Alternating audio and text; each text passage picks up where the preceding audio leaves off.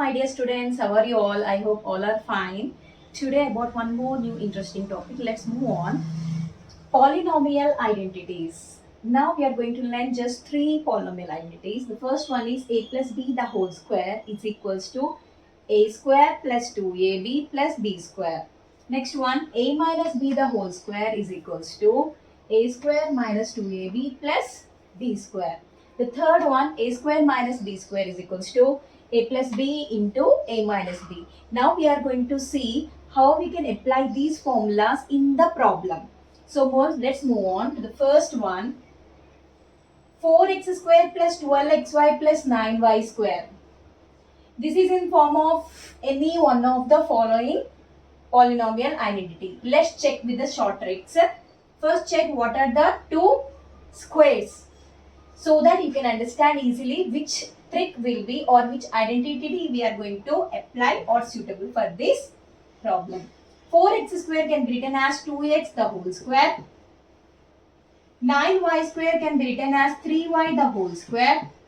So it means that we can get directly by using a plus b the whole square. A square, this is 2ab. Check once whether it is 2ab or not. 2 into 2x into 3y.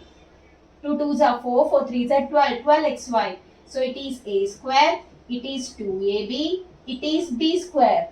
So our first formula or first polynomial identity will suit for this problem. So this can be written as a plus b the whole square, nothing but 2x plus 3y the whole square. So what we have done, students, here, just we have find out whether it is in the RHS or LHS of the polynomial identity. In your books, he may give for you RHS and he will ask you to find the LHS. So in your book, he will give to you LHS and he will ask you to find the RHS, or he will give to you RHS and he will ask you to find the LHS. So anything you can apply. Here he has given RHS for us. We have written LHS, 2x plus 3y the whole square.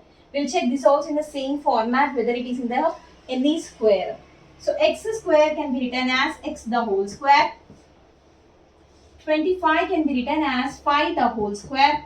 So here minus symbol is there. Minus symbol in the sense, let's see, a square minus 2ab plus b square is applicable or not. Minus 2 into x into 5.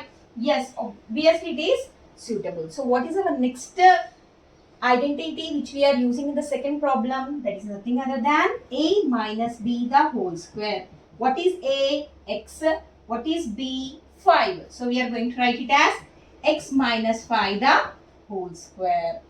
Next, the third one. So okay, so teacher is saying one identity. So the third one will be nothing but the formula which is going to be applicable here, a square minus b square, a plus b into a minus b. So directly we can write here x square can be written as x the whole square.